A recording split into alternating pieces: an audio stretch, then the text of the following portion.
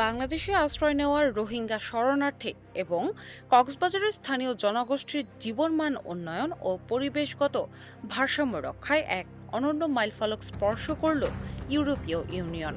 দীর্ঘস্থায়ী এই মানবিক সংকট মোকাবেলায় শুধু সাময়িক ত্রাণ নয়, বরং ভবিষ্যৎ স্বাবলম্বিতা অর্জনের লক্ষ্যে আরও ১,৪০,০০,০০০ অর্থাৎ ১৪ মিলিয়ন ইউরো অনুদান ঘোষণা করেছে ইউরোপীয় জোট।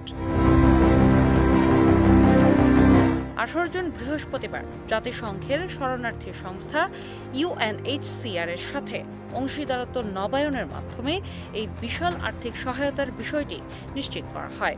ইউরোপীয় ইউনিয়নের এই দূরদর্শী উদ্যোগের ফলে বাস্তুচ্যুত রোহিঙ্গাদের পাশাপাশি স্থানীয় প্রায় ৭০,০০০ বাংলাদেশি বাসিন্দা সরাসরি উপকৃত হবেন।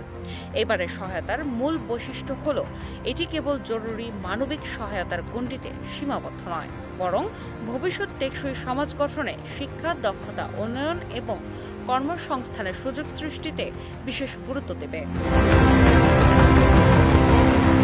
এই অনুদানের সবচেয়ে ইতিবাচক প্রভাব পড়বে কক্সবাজারের পরিবেশ ও জলবায়ুর উপর। ক্যাম্পগুলোতে পরিচ্ছন্ন রান্নার জ্বালানি হিসেবে এলপিজি গ্যাসের ব্যবহার আরও বাড়ানো হবে।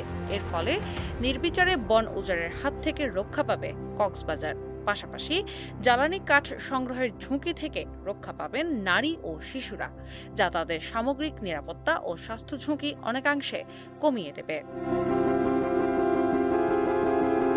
বাংলাদেশে ইউরোপীয় ইউনিয়নের রাষ্ট্রদূত মাইকেল মিলার এবং ইউএনএইচসিআর এর প্রতিনিধি ইভো ফ্রেইসেন এই যৌথ প্রচেষ্টাকে সাধুবাদ জানিয়ে বলেন, সংকট দীর্ঘায়িত হওয়ায় এখন আমাদের দৃষ্টিভঙ্গি বদলাতে হবে।